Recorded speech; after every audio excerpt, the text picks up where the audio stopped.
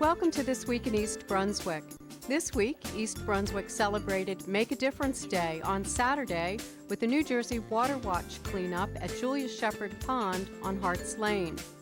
Also this week, Stuart Topper, professor of design at Kane College, discussed turn-of-the-century furniture styles. His lecture was the first of a three-part series sponsored by the East Brunswick Arts Commission and the Division of Recreation.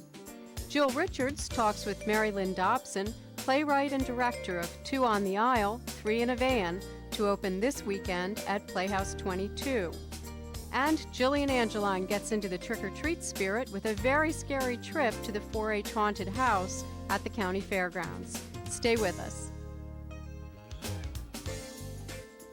She was recently inducted into the National Storytelling Network Circle of Excellence, the highest honor for professional storytelling, and her stories have been published in 6 anthologies, featured on National Public Radio, and recorded on 5 popular albums. She's Barbara McBride-Smith, and she's this year's star performer at the 11th Annual James Hess Folklore and Storytelling Festival, November 22nd and 23rd, right here at the library. Chances are you've never heard Greek myths, or any other stories for that matter, told as Barbara McBride-Smith tells them, with down-home irreverence, postmodern humor, feminist baby boomer undertones, and a very engaging Southwestern drawl. When she's not on stage, the native Texan keeps busy as a children's librarian, author, and college professor of storytelling in her adopted state of Oklahoma. Her unique talents have charmed and delighted audiences of all ages at the world's most prestigious storytelling festivals since 1987. At the Saturday evening performance, From Waco to Mount Olympus, you can enjoy Barbara McBride-Smith's colorful reinterpretations of Zeus as a thunder-toting Big Daddy, and Pandora as framed by a bunch of good old boys. The Sunday afternoon family performance for ages 7 and up, Bad Guys, Good Guys, and Us Guys, is full of richly detailed stories designed to engage a child's imagination. Don't miss the chance to see this wonderful, award-winning performer. Tickets are $15 for the adults-only performance on Saturday, November 22nd at 8 p.m., which concludes with a delicious unlimited dessert buffet. A show for families with children ages 7 and up is scheduled for Sunday, November 23rd at 2 p.m. Tickets for that performance are $3 per person, or a maximum of $7 per family. Tickets go on sale October 9th and are available at the library circulation desk. The Storytelling Festival is sponsored by the Friends of the Library and co-sponsored by Comcast, Johnson & Johnson, Target, and the Karma Foundation. For more information, please call 732-390-6789 or log on to www.ebpl.org and click on News and Events.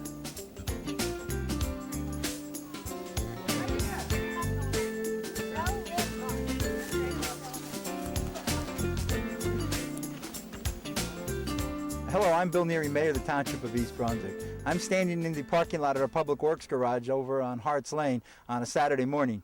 We're with a bunch of volunteers and people who are making a difference on Make a Difference Day to clean up Shepherd's Pond, which is a small part of our municipal complex. It's not really a developed park or a developed pond. It's just an area that we have in our industrial area that definitely needed some cleanup. So we're working today with volunteers who showed up to really make a difference in East Brunswick.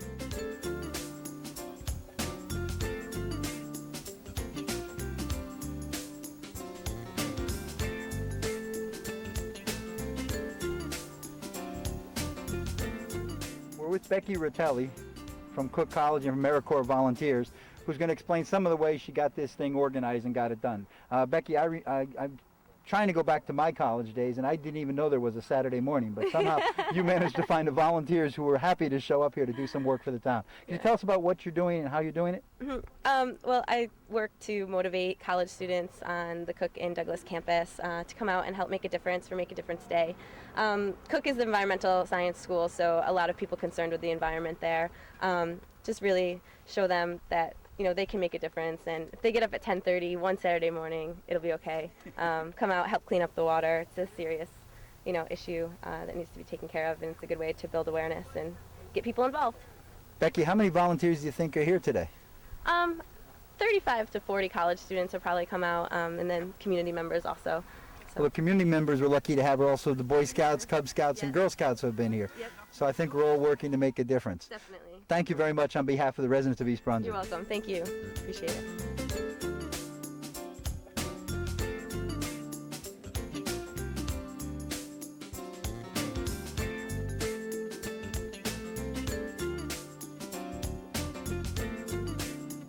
We're also joined by Joe Patrica, East Brunswick Township's recycling coordinator. Joe has 29 years experience working for the town, but especially with recycling efforts. He's been very successful, making us such a statewide leader in recycling, with our recycling center, with the leaf pickup, with all the different types of things that he's been working on. I know today is an exciting day on Make a Difference Day because there's different events going on around the town, including this one. So Joe, could you tell some of the other things that are happening? Today on Make a Difference Day, we have 4 cleanups in the town. We have Girl Scouts that are cleaning up in Bicentennial Park. We have Cub Scouts and Boy Scouts that cleaned up a remote section off of Tice's and Harts Lane. We also had another group clean up of Girl Scouts and Brownies over at our nature center around Crystal Springs. And then we have New Jersey Water Watch with Becky Rotelli cleaning up Julia Shepherd Pond. She organized this event from soup to nuts. She reached out to the environmental groups over at Cook College and asked the college students to give up a Saturday morning, jump in, get dirty, and clean up this remote section of the township for us. Well, Joe, how important is it to have these kind of volunteers to help us out? Well, Clean Communities, which East Brunswick is a very, very integral part of the state group, the Clean Communities programs really help out the townships addressing the roadside litter and the conditions that exist in townships where we just don't have personnel to handle the roadside cleanups. The groups contact us, we get them involved, everything from adopt a road programs to just a day out where the civic groups can contribute and help out the township.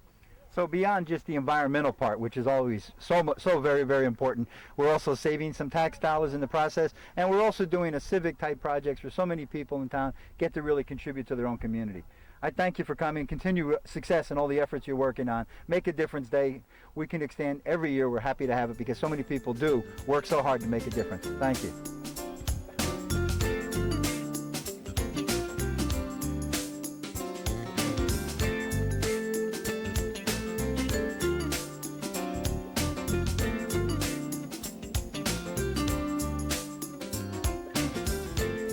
Hi, I'm Sharon Riley Morosi, Assistant Director for the East Brunswick Department on Aging, and this is the Voice of Experience. Today we're highlighting myths of membership for the East Brunswick Senior Center.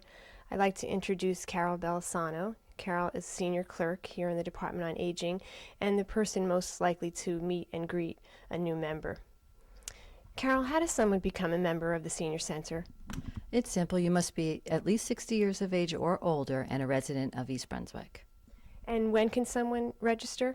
You can register Monday through Friday between the hours of 9 and 4, and you must bring proof of age and proof of residency with you. What types of documents would someone need to bring? You can bring driver's license, which is perfect because it shows your age and your address.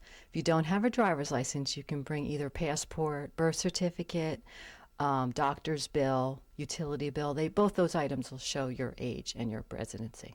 Okay. Are there any fees involved? There's no fee involved. The only charge is a $2 charge for photos that we put on your ID card. And the photos are taken the first Friday of every month between the hours of 10 and 12. So there's no fees for membership. Fees for anything else? There are fees for certain programs and special events here at the center, but they are listed in our monthly newsletter. Carol, are new members required to volunteer at the Senior Center? They are not required to volunteer. It's optional.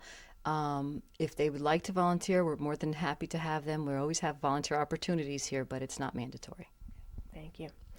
For more information on becoming a member of the East Brunswick Senior Center and any other program or services available through the Department on Aging, please call 732-390-6896. And please remember, the East Brunswick Department on Aging is here to help you and yours age successfully. Hi, I'm Jill Richards with This Week in East Brunswick. We're checking out a new production opening here at Playhouse 22 this Saturday night, November 1st, and it's a little unique. Sitting next to me is Lynn Dobson, and she's going to give us the skinny on why this show is a little bit different. Well, I'm the director of the show, and I also wrote it as well. Okay, well, tell us the title of the show because I've kind of kept that under wraps. Okay, it's called 2 in the Aisle, 3 in a Van. And what's that about? Technically, it's about a summer theater and the 3 tech people who work backstage, and it takes place in the back of the theater around a van, and it's essentially the story taking place through their eyes. Mary Lynn, has this show gone on at another theater? Yes, it's been done before. It was the winner of the Yes Festival, and then from there it got its first professional production last year at the Henlopen Theater Project, and I was lucky because I had a wonderful cast and a Tony nominee in it, Gordon Joseph Weiss. And it went over well, and I'm very fortunate to do it again because right now Dramatic Publishing is looking to publish it, and this production is to kind of tighten up the script before it goes to them. Wow, have you written anything before this?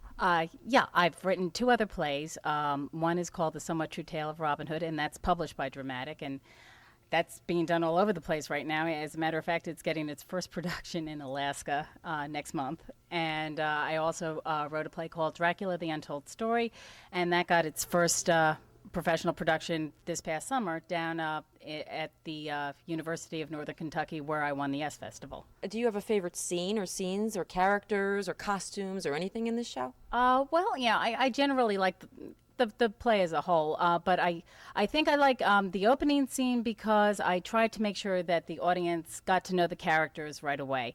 And I think all within the first few minutes of the opening scene, you get to establish, who's who and what their quirks are and everything else. I tried to bring that to the forefront, as quickly as possible.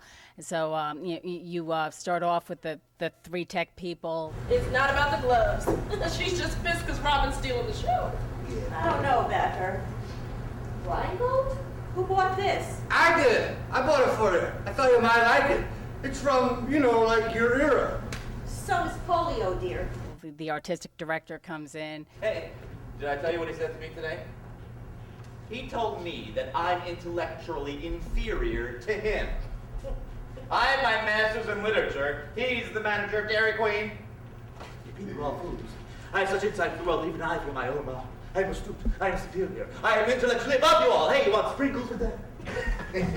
And then the actors start filtering out of the theater one by one. And you have Meredith, who's the diva wannabe. Now tell me, who is Dolly Levi? She's a widow cheated by death at the height of her sexuality. She rages against the bondage forced by the paternal tyranny of a misogynistic world. Good. What else? She's a survivor, but she wants to control the lives of those around her. Ow! And that's why she's a matchmaker. No. I told you, never use that word. And then you have Eric, who is kind of the Quentin Tarantino wannabe. And I'm not just planning murder, no. I am planning dismemberment as well. Behind the murder scene, I am flashing slides of pigs being led to slaughter, tanks closing in on Tiananmen Square, and the ambush scene from Bonnie and Clyde. Guts will be oozing out of the actors and spilling onto the polka-dotted laps of the blue hairs in the front row. Yes! And then Daniel, who just essentially wants to sing and dance all the time. See, it's a straight move. Once when I was auditioning, I was doing this step, and everyone just sat there and stared at me. I mean, they just sat there with their mouths open, and they said, "What are you doing?" I said, "It's soldering eagle toes. It's a strength move. Only I can do it." They thought I was superhuman, I could tell, and then they said, "Stop!" And then there's Robin, who's just the sweet little ingenue that everybody loves. I wanted a stage name, so me and my friends made up 5, and then I picked one, and then I gave it to Jeff, but he forgot and printed Robin Rosenblatt. Who are you this show? Tapestry metal. Somebody's been watching the soaps again. You don't like it? I'll change it. What should I change it to? Sydney, Australia. Summer's Eve.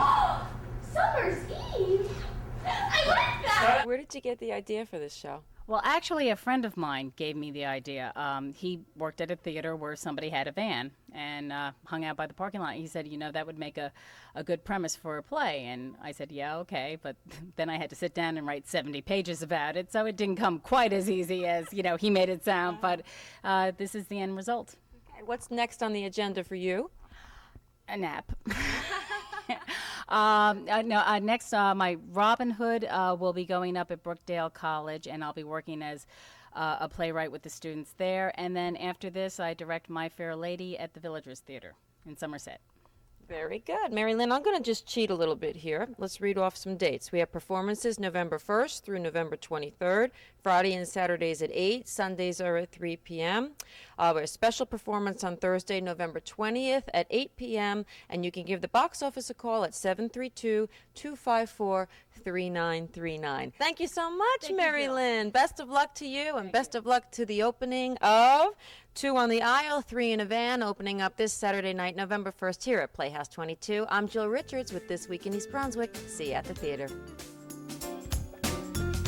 This past Sunday evening, as part of a lecture series sponsored by the East Brunswick Arts Commission and the Township's Division of Recreation, Stuart Topper, professor of design at Kane College, gave a presentation focusing on turn-of-the-century furniture styles, as well as a general history of the origin and various purposes of furniture. 2 lectures remain in the series, November 16th and December 14th. Both talks begin at 7 p.m. in the meeting rooms at the library.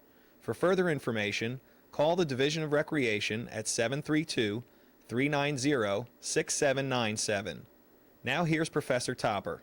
The furniture, or the lack thereof of furniture, is reflective of the needs of the culture.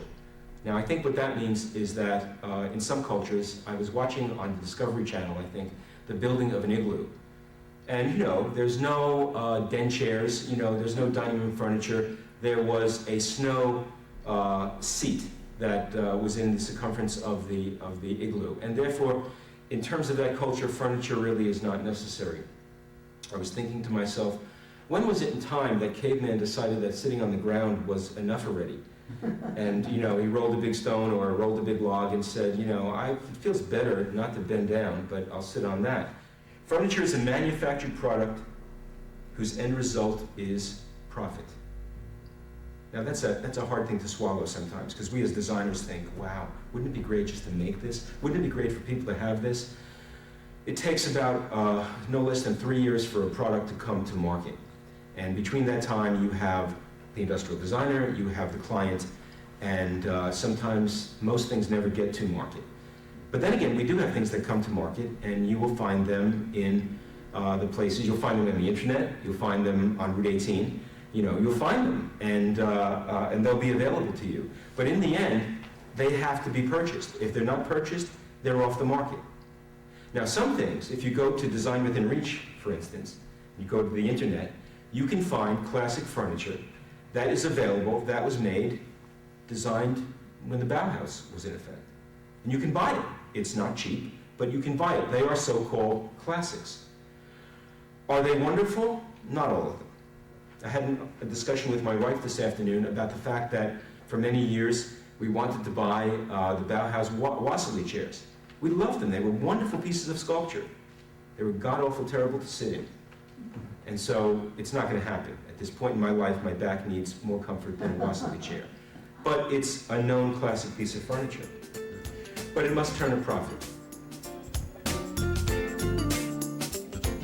Leaf collection was the first topic of conversation at Monday night's Town Council meeting. Director of Parks and Public Works, Tom Williams, and Recycling Coordinator Joe Petrica presented an overview of the Township's leaf collection program. To give you an idea, last year we collected 8,000 tons of leaves, and that's pretty much. It's ranged between 7,200 and 8,000 tons of leaves over the last couple of years. Preparations begin in September with the examination, service, and repairs of all equipment. All equipment is ready, scheduled to be ready at the end of October, and we were doing that last week. Everything is all set. We're ready to go. In fact, we sorted today. We have 110,000 biodegradable leaf bags that are available to township residents free of charge. The bags can be picked up at the recycling center on Dunham's Corner Road, and they're given out at 20 bags per household, and they've been available since October 1st. East Brunswick residents have several options available for leaf collection, probably more than any other township that I know and that Joe knows, and talking to our colleagues and public works officials, I don't think anybody offers as many options to their residents. The leaves can be raked to the curbside for pickup as per the schedule. They can be bagged and leaved at curbside for pickup throughout the 10-week period. They can be dropped off at the recycling center on Dunham's Corner Road. And based upon feedback the mayor received last year, we're going to start a pilot program that will allow landscape contractors the option to bring collected leaves directly to the leaf compost site on Edgeboro Road in lieu of raking the leaves into the street. This will be done by permit, and residents and landscape contractors can call Public Works at 732-390-6884 for details. And that information was included in this card. It's something new we're going to try this year based on conversations that we've had with the mayor and some of the landscape contractors that contacted the mayor, and as well as residents over the last leaf season. Again, to elaborate on what he said, was 8,000 tons of leaves last year. Number one in Middlesex County. Nobody exceeded that amount in Middlesex County at all. And we broke the program down this year. We looked at the bag collection amounts versus the curbside, which is the loose collection, which is the residents rake to the curb line for us. And we also looked at the amount of leaves that was dropped off the recycling center. And again, to elaborate, 3 types of collection. No other town in Middlesex County is offering that many avenues of collection of leaves. Remember now, leaves are collected on either your first or second garbage collection day. And I'm asking residents to be mindful of the fact that we want to keep these bags weighing 50 pounds or less. It makes it easier on us, okay? And please don't use cans for collection. We want to keep the collection nice and fast, and it cuts down on our cost curbside. A few of my concerns environmentally are the use of plastic bags. I would like to see us down the road not using plastic bags at all. Environmentally, they're a problem. And logistically, they're a problem also because we have to empty the plastic bag into the back of the truck and then dispose of the plastic bag. The paper bag is just so much easier and so much environmentally favorable. You just toss the bag in the back of the truck and bang, you go. It really cuts down on our time and our collection costs. Well, just to follow up, the reason they have to empty them out is something you guys didn't touch on, is our compost. You mentioned it once or twice briefly about our composting program. That's really something, when the 3rd grade kids get part of their curriculum now is to come to my office and we show them around the municipal complex, and I explain to them about the leaf program, that the leaves that we're picking up in October, November, and December gets put out in a field over by Edgeboro, and then in a year and a half later, that same exact leaf is now turned into high-grade topsoil, and it's coming back to the parks and to people's gardens and everything else. So it's pure recycling. Plastic bags cannot be put into that compost field. Paper bags can. They decompose the same as the leaves do, and they add actually to the soil. So that's why they have to be emptied out. That's why it costs more money, because of the hourly wages of paying somebody to empty them out. So for environmental reasons, it's good. For cost effectiveness, it's good.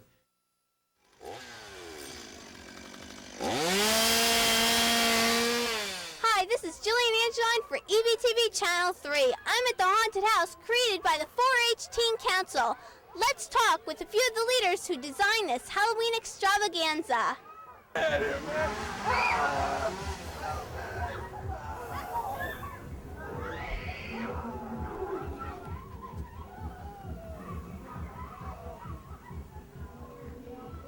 How long have you been preparing for the haunted house? Well, people have been setting up since like mid-September. And how has the turnout been? It's been fairly well. We've had anywhere from a couple thousand a week to a couple hundred weekends, so we are doing fairly well. How many people are helping, and what are their roles? There are a lot of people helping. Right now, I think we have 20 people helping. There's some people taking tickets.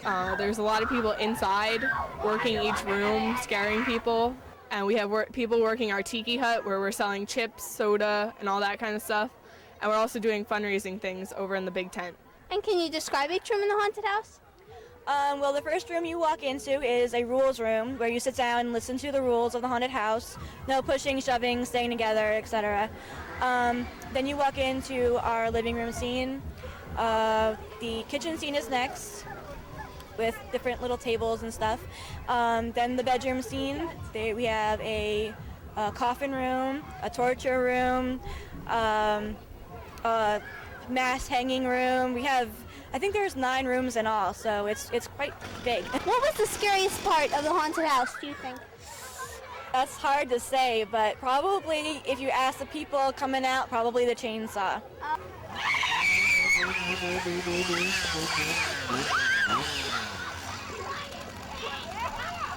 Help! $10 a pop! Would you like some raw meats? Don't listen to her. An ear, perhaps? Would you like an ear? So what did you think of this haunted house? Overall, it was pretty scary, but she wouldn't move, and there were people in front of us. So I'm like, go, go, and she's just like, no, I'm scared, move. And I'm like, chill out, just stop. And she's like, ah! But it was really cool because there was also people behind us. Look, there's people behind us, And she's like, what? And then they like, came out and jumped out at us, and then there were people like in the coffins and stuff out of nowhere. You didn't think they were there, and they like came out and they started coming after you, and it was really cool. What was the scariest part? Everything.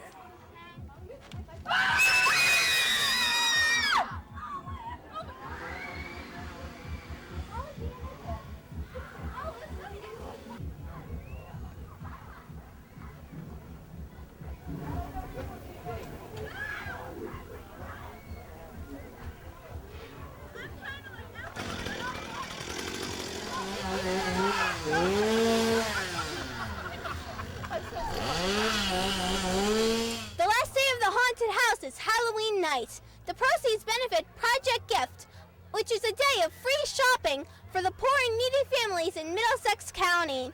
Be sure to park in the lot on Fern Road by the 4-H building. Be prepared to be scared.